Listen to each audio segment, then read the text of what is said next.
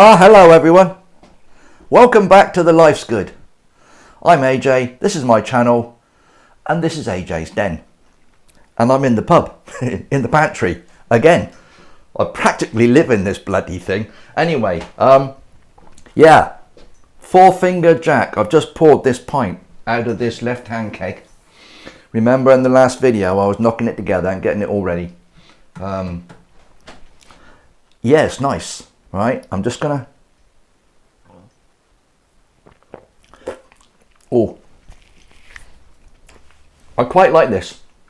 Now it's unusual. Just bear with me. I'm gonna reach across there and get the box, which I managed to hang on to. 4-finger Jack American Pale Ale, and this was one of the Bulldog kits, if you remember me saying.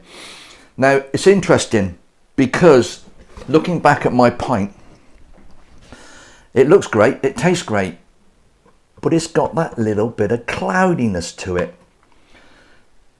Now, that's interesting because from the same stable, I have made the Bad Cat and the Evil Dog. And both of those came out with a slight cloud. I wasn't expecting that when I started making the beer. It's just an unusual coincidence, maybe. Or are these kits made in such a way that that is the end product? I have no idea. But it doesn't distract from the flavour. It's got a lovely head. It tastes great. And incidentally, this is quite, I would say, citrusy. It's definitely got an American flavour to it. If you like your American ales, or your American pales, or IPAs, things like that, this one is up there amongst some of the best. It's a straightforward pale ale, round about the 4.5%, I think, when I check mine. And that's another thing I'm going to cover, using the hydrometer to check your specific gravities and how you calculate your alcohol content. I'm going to do that as a special video sometime soon. I get all my information together. I've got some samples to show you, sample hydrometers. I've got a few bits and pieces of kit up here.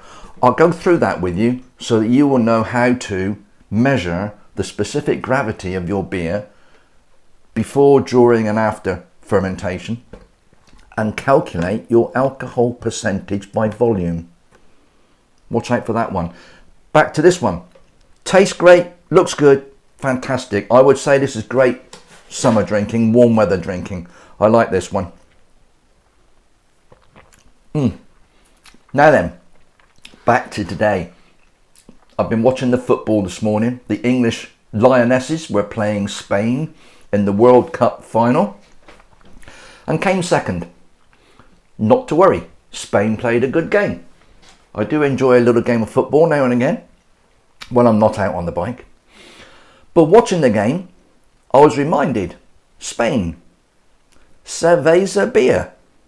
I've got a Cerveza kit here that I haven't made, and I'm about to whack that together, put it in a bucket and set it away. So I will have a keg of Cerveza in a few weeks' time. So turn you around, have a look in the corner, and I'll show you what I'm doing with my new kit. Cheers.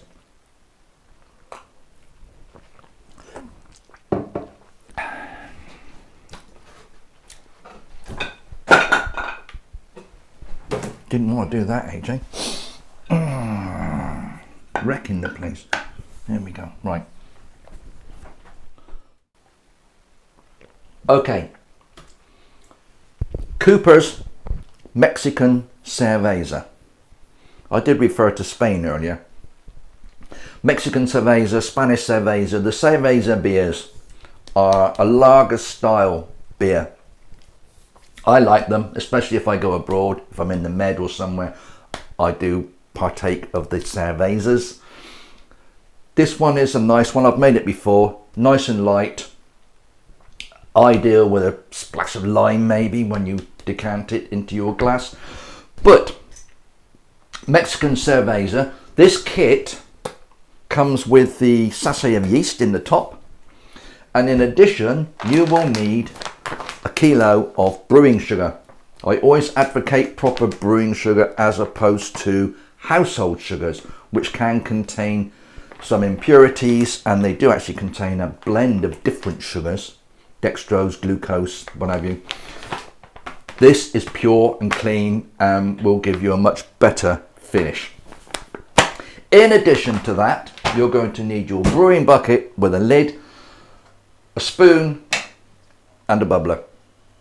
And that's it to start this off. That's all you need to start this off. And I must stress that all of this I have actually sterilized today. I sterilized these items inside the bucket with the sterilizing fluid. I mix up the product in the bottom. I put the sterilizer powder in the bottom, about a tablespoon, a couple of litres of water. I pop all the items in, put the lid on, and I give it a good shake. I don't fill the whole bin, just some in the bottom, 2 or 3 litres, mixed up. Shake it around, swirl it around a few times, leave it for half an hour to an hour, keep swirling it around, give it a good rinse, and that is now sterilised, ready to go. Next thing to do is to take the lid off of this, remove the sachet. You can peel off the label at the back here. There are instructions printed on the reverse of this label, and this will now need to be stood in warm water. So you put the tin in a sink full of warm water to soften it. It takes about 15-20 minutes. I leave it in there, and then you pour it into the bucket. You add some boiling water, give it a stir, add your sugar, stir it some more, top it up with cold water, and that's it. Leave it for about 10 days and it should be about ready to go into your keg or your bottles if you prefer to bottle it. So the next step for me is to pull this apart, pop it in the hot water and let it soften. Step 1. Pour the softened mix into the bottom of your bucket. Step 2, you want to add some hot water from your kettle to the tin to rinse it to get all of that mixture out of the tin and added to your bucket.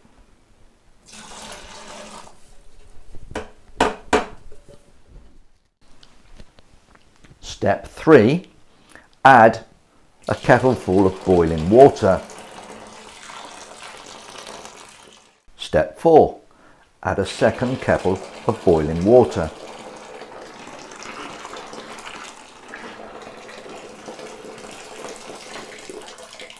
And again, give it a good stir. Step 5, add your brewing sugar.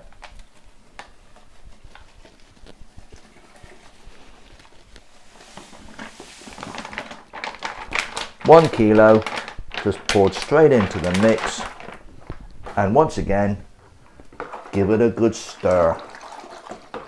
Get that sugar all dissolved into the mixture. And now all you need to do is to top this up with cold water up to the 23 litre or 40 pint mark, and give it the occasional stir as you're doing so. And finally, the sachet of yeast that came with the kit, as you can see here, you just sprinkle that on the surface. You do not stir this in, just spread it on the surface, just like that, nice and even, over the top of the beer.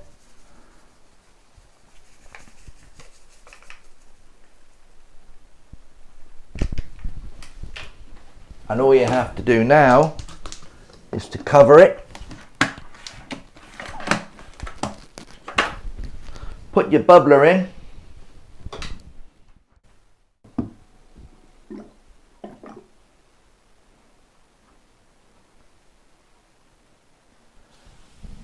and that's it, guys. You just set this to one side, ideally somewhere fairly warm.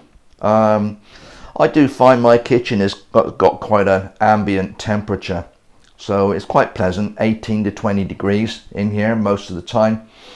So I'll set that to one side in the kitchen and let it do its thing, and it's going to be about 10 days, I would imagine, 7 to 10 days.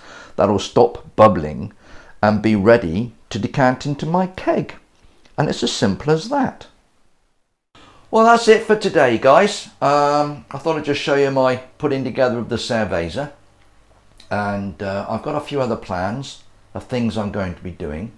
I did mention the hydrometers. I'm going to do a special on using a hydrometer. A lot of people have asked about that, so we'll run through that one. And before I go, remember this from last time, the jar. This is the finished item. I've put a couple of plants in, a few ornamental bits and pieces, the soil and so on in the bottom and the drainage layers. And it looks quite nice. I'm quite happy with that. I'm going to be sitting that in my front room and enjoying that. It's a nice ornament and it's actually living, which is yeah, something of a nice thing. So I thought I'd just show you that one, left over from the last video. So it just remains for me to say ta-ra, I suppose. Thanks for popping in. Lovely to see you as always. And whatever you're doing, you take care, you stay safe, look after each other, man. Be happy. Come back and see us soon. God bless you all. Bye-bye now.